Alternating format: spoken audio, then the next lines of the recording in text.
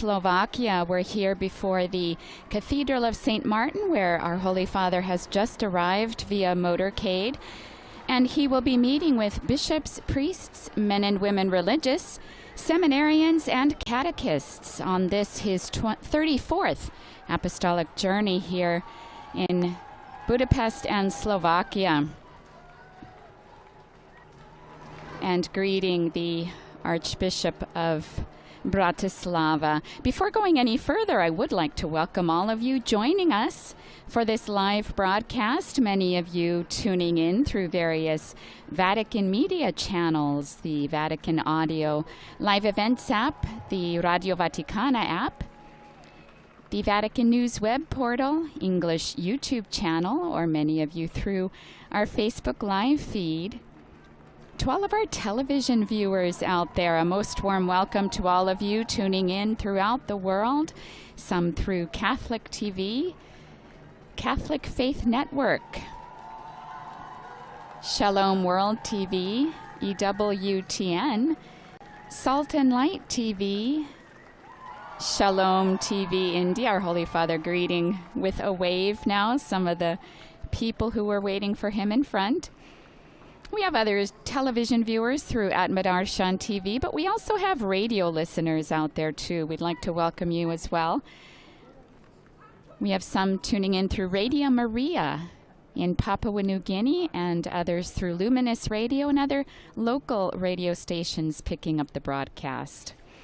My name is Sister Bernadette. It's a pleasure to be providing for you the English and blessing the cathedral as he walks in. Our Holy Father came to Slovakia yesterday evening after visiting Budapest in the morning and concluding the Eucharistic Congress there. This is our Holy Father's second public event this morning. He just came from meeting the civil authorities after paying a courtesy visit to the President of the Republic. He met with civil authorities, members of civil society, and the diplomatic corps, and then came by car the short 2 kilometers here to St. Martin's Cathedral, situated on the western border of the historical center below Bratislava Castle. It's the largest and one of the oldest churches in Bratislava, known especially for being the coronation church of the Kingdom of Hungary between 1563 and 1830. Our Holy Father has been welcomed by the Archbishop Stanislav Zvolensky, whom we will hear from. He now receives flowers from a seminarian and a sister who is a catechist. And he's now going to place these flowers before the Blessed Sacrament.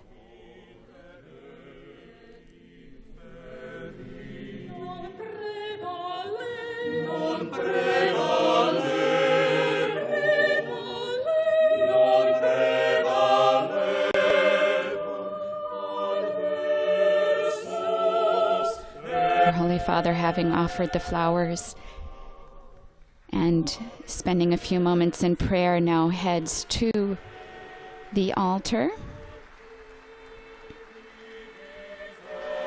We will hear a greeting from the President of the Episcopal Conference, who is also the Archbishop of Bratislava.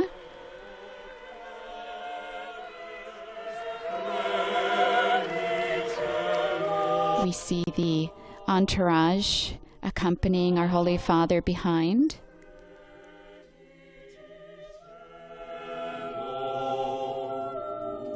As everyone now takes their seat.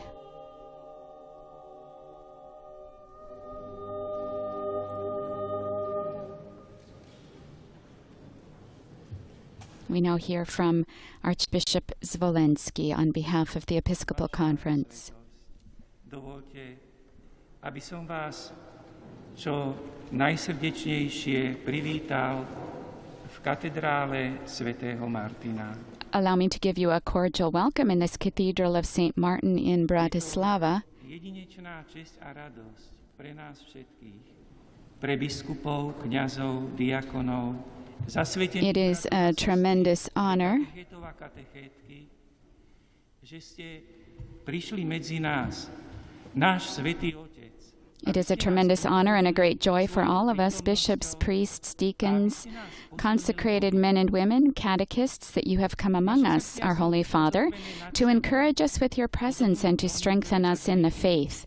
Our hearts quiver with emotion, just like the moment when the Supreme Pontiff, St. John Paul II, entered this place of worship many years ago. A na tejto skale postavím svoju cirkev a pekelné brány ju nepremôžu. You are Peter, and on this rock I will build my church, and the gates of hell will not prevail against it. Today, these words of Christ, that we all know so well because we have heard them many times, ring clearer for us. We more easily perceive their meaning, since today we have Peter among us. For with you and in you, Your Holiness, in this cathedral we welcome the Vicar of Christ, the successor of St. Peter. And for us it is a most treasured visit, awaited with joy.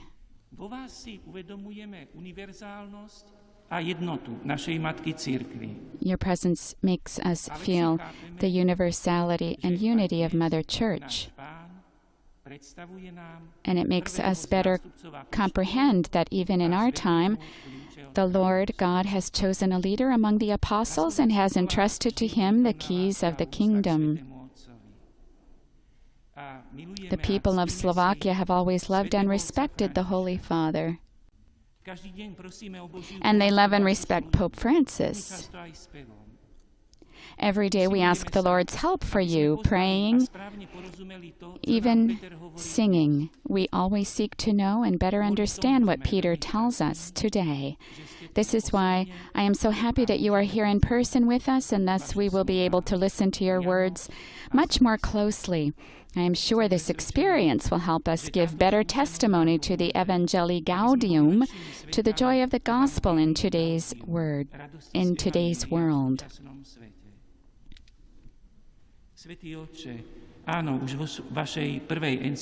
Yes, Holy Father, already with this first apostolic exhortation that you wrote to us, we have perceived your love for the poor, for those who live on the margins, those who have been left behind, abandoned, discarded. Precisely in that perspective, we have tried to reconsider in new ways the examples of our saints, like St. Martin, the patron of this cathedral, who did not hesitate to share his mantle with a poor person, even though he himself was left with hardly anything to protect him from the cold. And in that poor person, St. Martin met Christ. We are here this morning with you, Holy Father, representing consecrated persons and lay people as well, proclaimers of the gospel. Due to circumstances, everyone cannot be here. Of course, a much larger number wanted to meet with you. We have come here, of course, with our weaknesses, defects, and imperfections as well. But we are here above all as children who long for the words of their Father. A heartfelt welcome among us, Holy Father. Feel at home here among us. Ktorí túžia počuť slová Otca. Svätý Otče, vítam vás zo srdca medzi nami, cíťte sa tu v našom spoločenstve ako doma.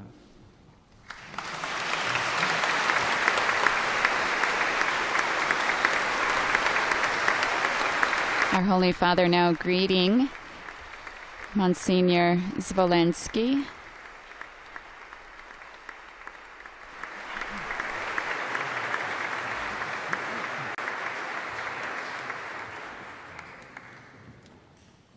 And we now await the Pope's words.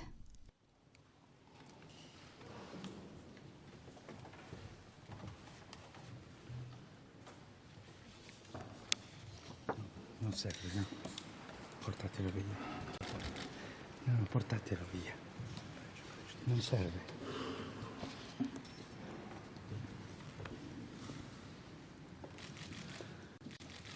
Cari fratelli vescovi, cari sacerdoti religiosi e religiosi, seminaristi, cari catechisti, sorelle e fratelli, buongiorno.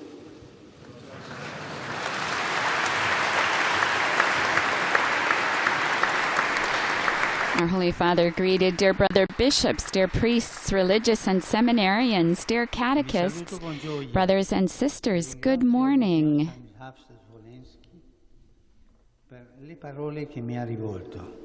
I am happy to greet all of you, and I am grateful to Archbishop Stanislav Zvolensky for his kind words. Thank you for your invitation to feel at home in your midst. I have come as your brother, so indeed I feel like one of you. I am here to share your journey, and this is what a bishop, a pope, does.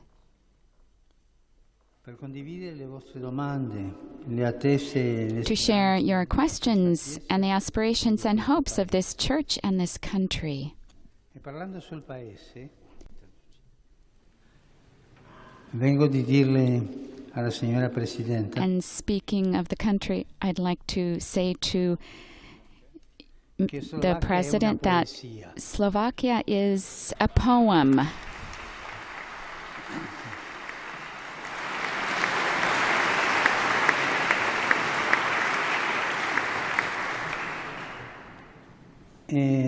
Condividere era lo stile della prima comunità cristiana. And to share with you, like the first Christian community, they were constant in prayer and they walked together in concord. They also fought, but they walked together in harmony. Scusatemi, pensavo che il traduttore doveva farlo. Our Holy Father thought the translator had to translate the edition at a distance and with self-sufficiency. Here in Bratislava, you have a castle, and it's a very beautiful one. The church, however, is a community that seeks to draw people to Christ with the joy of the gospel. She's not a castle, but she's leaven. She's the leaven of God's love, of the kingdom of God's love and peace in our world. Please,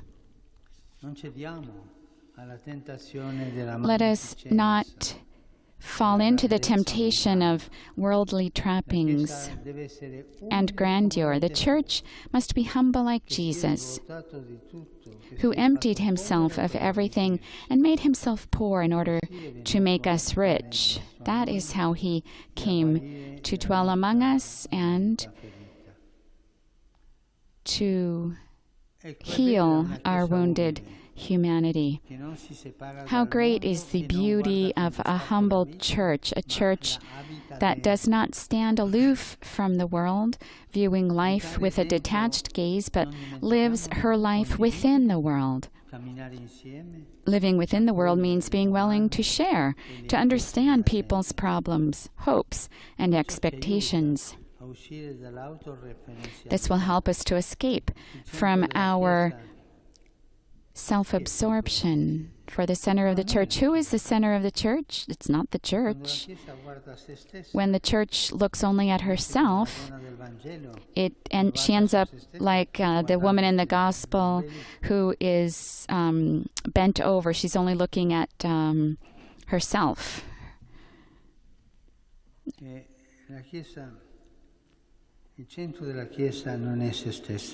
The center of the church is not the church. We have to leave behind undue concern for ourselves, for our structures, and about what society thinks about us. And that leads us toward a theology of making ourselves up, how to make ourselves look better.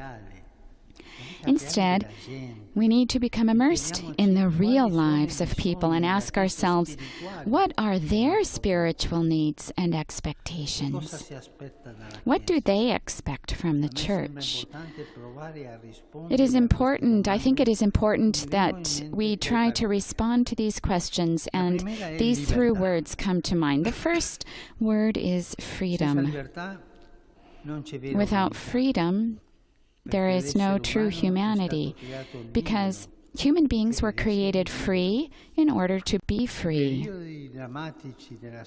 The tragic chapters of your country's history provide a great lesson.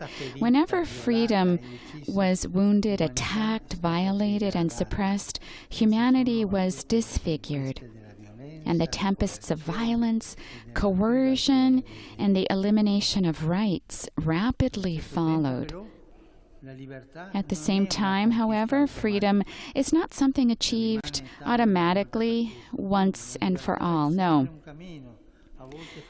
Freedom is always a process, at times wearying and ever in need of being renewed. It's not enough to be free outwardly or through the structures in society to be authentically free. Freedom demands personal responsibility for our own choices, discernment, and perseverance.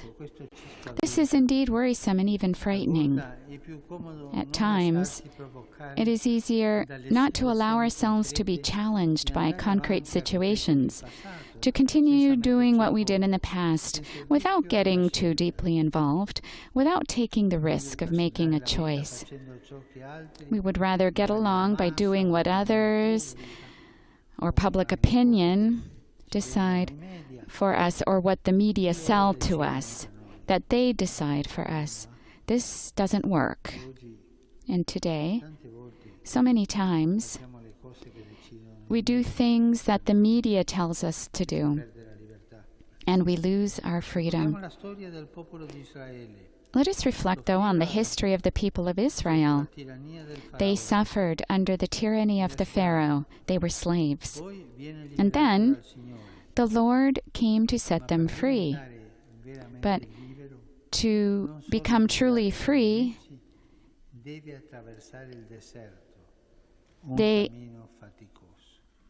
to be really free from their enemies, they had to cross the desert to undertake an exhausting journey. Then they began to think, weren't we better off before? At least we had a few onions to eat, right? This is a great temptation. Better a few onions than the effort and the risk involved in being free. This is one of the temptations. Yesterday, speaking with an ecumenical group, I recalled Dostoevsky with his Grand Inquisitor.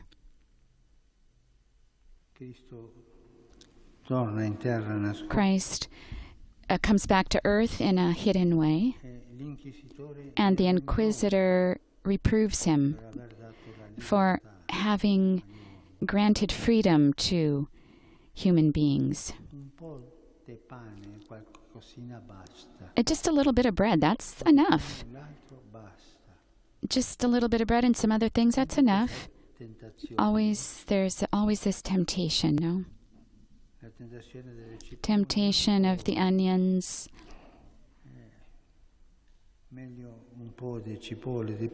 It's better a little bit of onions and a little bit of bread than struggling and risking for liberty. I'll leave this to you to reflect on.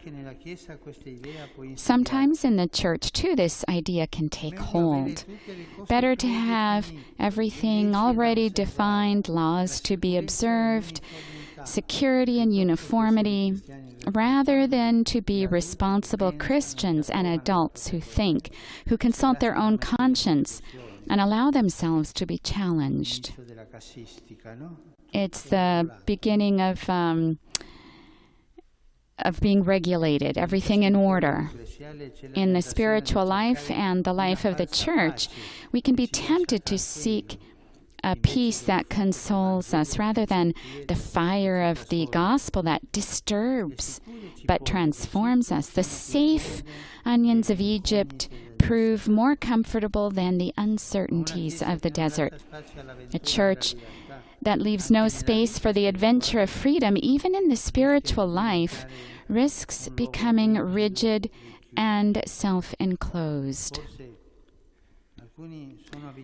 Perhaps some people are used to this, but many others, especially the younger generations, are not attracted by a faith that leaves them no interior freedom, by a church in which all are supposed to think alike and blindly obey.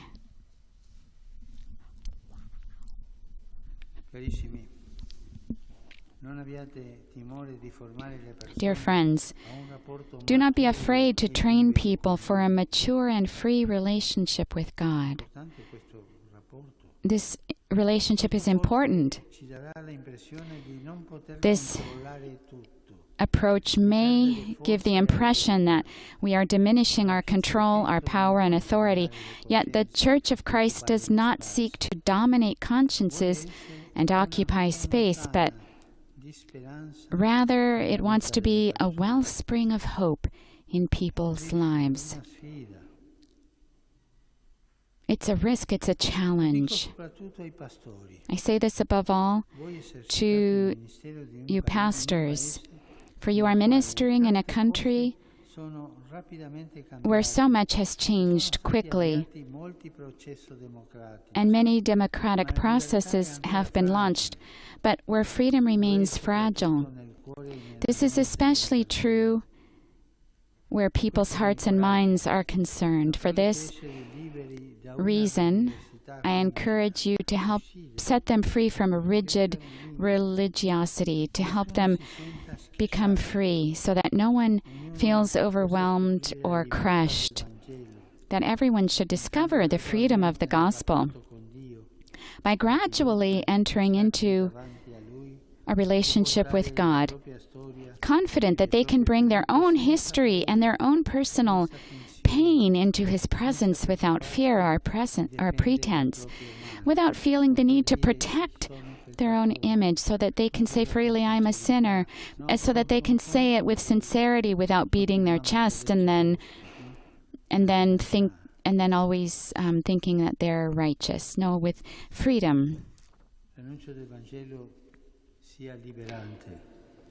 May the proclamation of the gospel be liberating and never oppressive, and may the church be a sign of freedom and acceptance and welcome. I'm sure I'll tell you something about something that happened a little while ago. A letter that he received from a bishop who was speaking about a nuncio.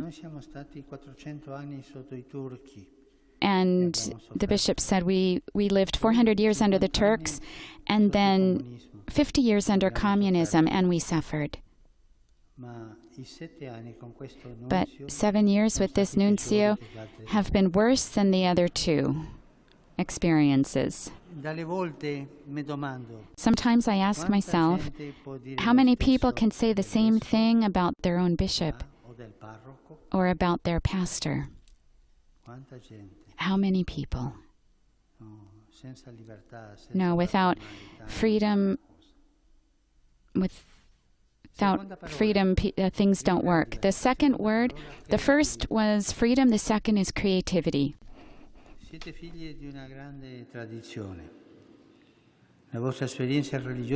You have inherited a great tradition. Your religious heritage was born of the preaching and ministry of the outstanding figures of Saints Cyril and Methodius. They teach us that evangelization is never mere repetition of the past. The joy of the gospel is always Christ, but the routes that this good news travels through time and history can be different. The ways are always different. Together, Cyril and Methodius traversed this part of the European continent, and burning with passion for the preaching of the gospel, they even invented a new alphabet for the translation of the Bible, the liturgy, and Christian doctrine. This is how they became the apostles of the faith's inculturation in your midst. They became inventors of new languages so as to hand on the gospel. They were creative in translating the Christian message, and they drew so close to the history of the peoples they encountered that they learned their language and assimilated their culture. Isn't this what Slovakia also needs today? I ask you this. Isn't this perhaps the most urgent task facing the Church before the peoples of Europe? To find new alphabets to proclaim the faith. We are heirs to a rich Christian tradition, yet for many people today, that tradition is like a relic from the past. It no longer speaks to them or affects the way they live their lives. Faced with the loss of the sense of God and the joy of the faith, it's useless to complain, to hide behind a defensive Catholicism, to judge and blame the world. Oh, it's your bad. We need the creativity of the gospel. Let's be careful, because the gospel is not something that's closed. It's open. We have to go forward with the gospel. Let us think of those people who brought a paralytic to Jesus, but they couldn't get through the front door. They made an opening in the roof and lowered him down from above. They were creative. Before a difficulty, well, how are we going to do this? Oh, let's do that.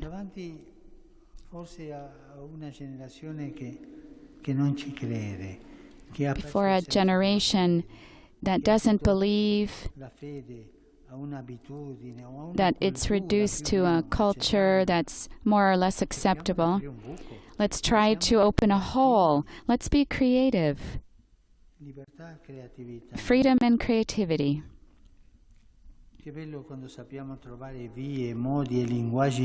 How beautiful it is when we find new ways, means, and languages to proclaim the gospel.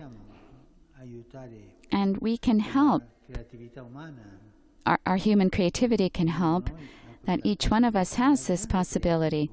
But the greatest creativity comes from the Holy Spirit. He is the one who drives us toward creativity.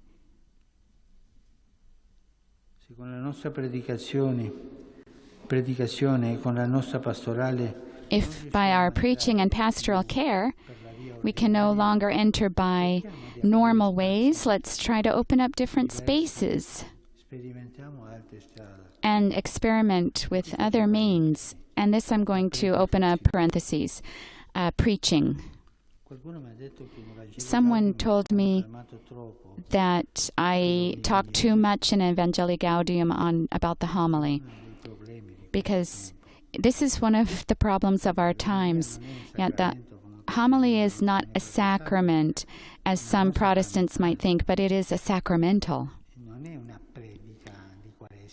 It's not a preaching during Lent. It takes place at the heart of the Eucharist. And let's think about the members of the faithful who have to hear 40-minute, 50-minute homilies, so things that they don't understand, that don't touch them. Please, priests and bishops, think well about this, how you proclaim your homilies, how you do it, so that there might be a connection with the people. And take inspiration from the biblical text. Un'omelia, a homily, dal solito, usually, non deve andare oltre 10 minuti. shouldn't last more than 10 minutes. Perché la gente dopo 8 Because minuti perde l'attenzione. after 8 minutes, people lose their attention. Sia molto interessante, A part that it may be interesting, but dovrebbe essere 10, 15. it should last 10 or 15 minutes. That they should be given an image to think about, and that it affects them by entering into them. And this is how Jesus talked about. He took images from the birds, from fields with concrete things, but things that the people understood. Excuse me if I go back, but this worries me. I'm concerned about this. Cirillo e Metodio hanno aperto questa creatività nuova. Cyril and Methodius did exactly this. And they teach us that the gospel cannot grow unless it is rooted in the culture of a people. That is, in its symbols, its questions, its words, its very life. As you know, the two brothers met with obstacles and persecution. They were accused of heresy because they had dared to translate the language of the faith. Such is the ideology born of the temptation of uniformity. Behind this, there's an ideology that everything has to be exactly the same.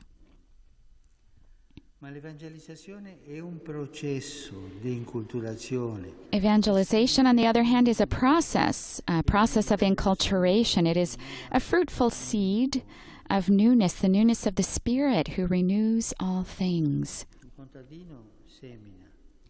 A farmer sows, that's Jesus, and he goes home and sleeps. He doesn't get up in order to see if it's already sprouting and growing. No, it's God that gives the growth.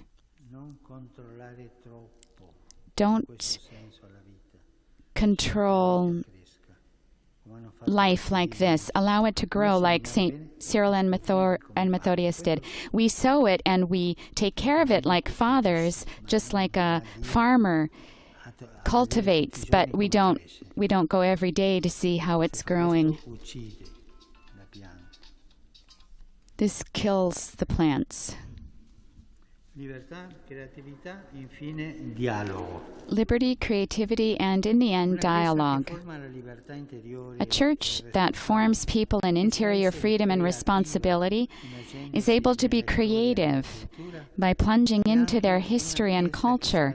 It's also a church capable of engaging in dialogue with the world, with those who profess Christ without being ours, with those who are struggling with religion, and even with those who are not believers. She doesn't select among a certain group, no, but the church dialogues with everyone, with believers, with whom she allows them to go ahead in holiness, but also with non-believers. She speaks with everyone. A church that, in the footsteps of Cyril and Methodius, unites and holds together East and West, different traditions and sensibilities. A community that, in proclaiming the gospel of love, makes it possible for communion, friendship, and dialogue to flourish among believers, between the different Christian confessions, and between peoples. Unity, communion, and dialogue are always fragile, especially against the backdrop of a painful history that has left its scars. The memory of past injuries can breed resentment, mistrust, and even contempt. It can tempt us to barricade ourselves against those who are different than we are. Wounds, however, can always turn into passages, paths, openings that, in imitating the wounds of the Lord, allow God's mercy to emerge. That grace changes our lives and makes us artisans of peace and reconciliation.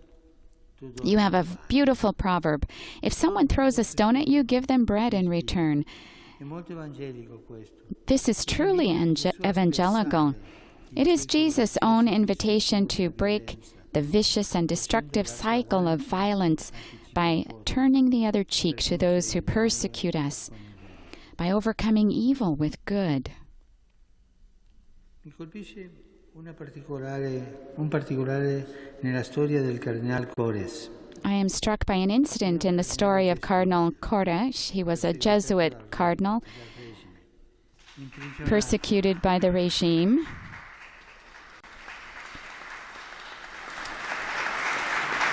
Those here acknowledging the cardinal he has cited, Cardinal Cores, imprisoned, sentenced to forced labor until he fell ill. When he came to Rome for the Jubilee of the year 2000, he went to the catacombs and lit a candle for his persecutors, imploring mercy on them. This is the gospel. This is the gospel. It grows in life and in history through humble and patient love. Dear friends, I thank God for these moments together, and I thank you most heartily for all you do and for all you are, and for all that you will do. And what I've provided for you in this homily, the seed that I've given, and we'll see if the plant grows.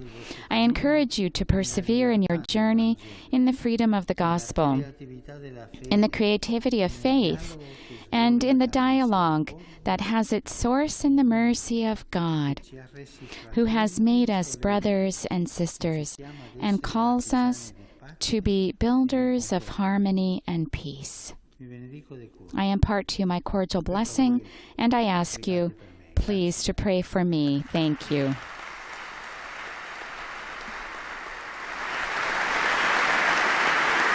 Our Holy Father, also going off the cuff a few times. Now rising, there will be the recitation of the Our Father, and then the final blessing. Everyone has risen to their feet. Padre, Figlio, Spirito Santo. Our Holy Father providing his blessing.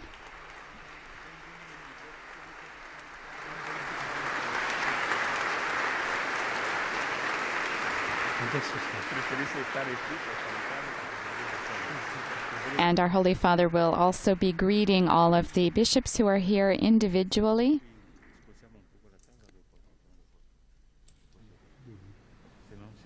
There are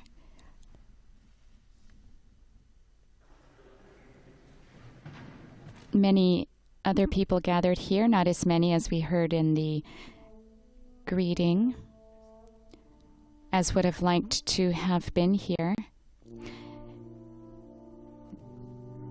There are 11 ecclesiastical provinces here in Slovakia, 8 of the Latin Rite and 3 belonging to the Byzantine Rite.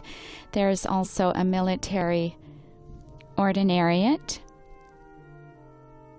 And these, the Byzantine and the Latin Rite together form an Episcopal conference together. Our Holy Father now greeting the bishops who are present here. John Paul II also came to Slovakia 3 times. As soon as the Berlin Wall fell, he came in 1990. He also came in 1995 and in 2003. When our Holy Father John Paul II came in 1990, it was known then as the Federal Republic of Czechia and Slovakia. We heard our Holy Father refer to the development of 2 countries in a peaceful way this morning in his address to the authorities at the presidential palace.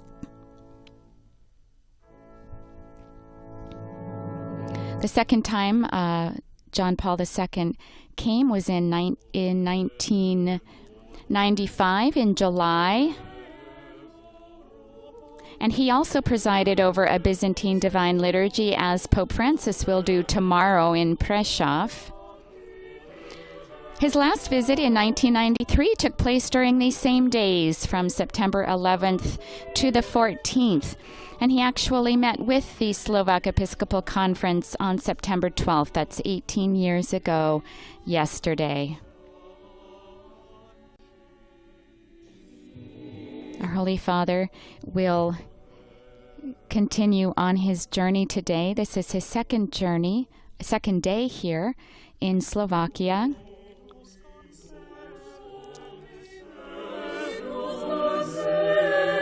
He arrived yesterday here in Slovakia after spending the morning in Budapest. And at the Apostolic Nunciature, he had an ecumenical meeting with various other members of Christian confessions here in Slovakia. He made reference to that as well in his discourse today. He also met with his fellow Jesuits yesterday evening.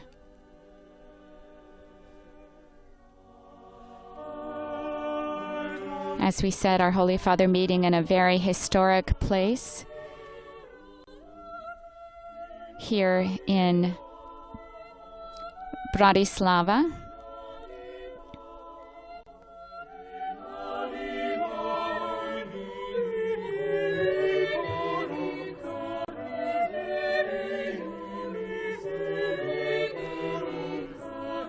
Very near too are the remains of a synagogue that stood for centuries side by side with this cathedral until it was demolished in 1970 by the communist government. Our Holy Father will meet with the Jewish community later there.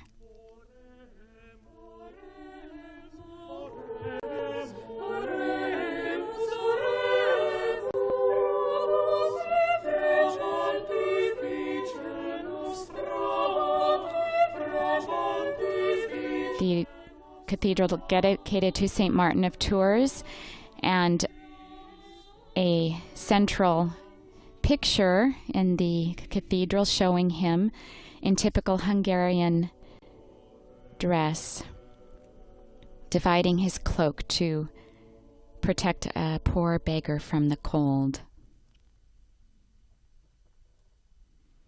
Our Holy Father still greeting bishops here in the Cathedral of St. Martin.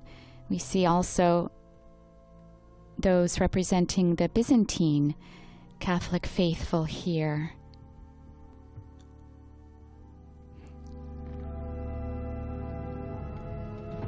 And soon our Holy Father will be on his way to the Apostolic Nunciature, and he will dine there in private.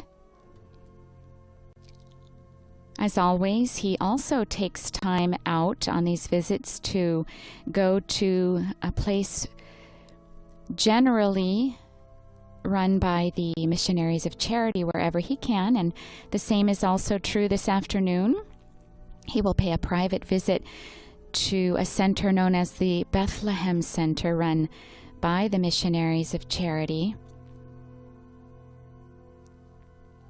There, for over 20 years, the sisters have been caring for the homeless there, and for those in need of housing and the sick people. It's a 2-story building. It used to be a kindergarten. Our Holy Father will then participate in a meeting, like I said, with the Jewish community at a nearby square here in Bratislava.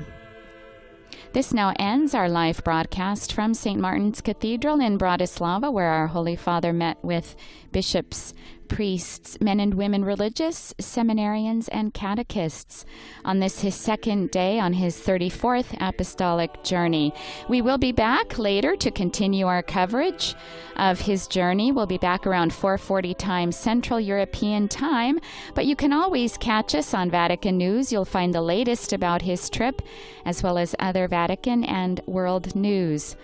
On behalf of Vatican Media, I'd like to thank Father Felipe Herrera, who's been coordinating us, and our audio technician, Adriano Vitali, as well as to all those who've made this broadcast possible.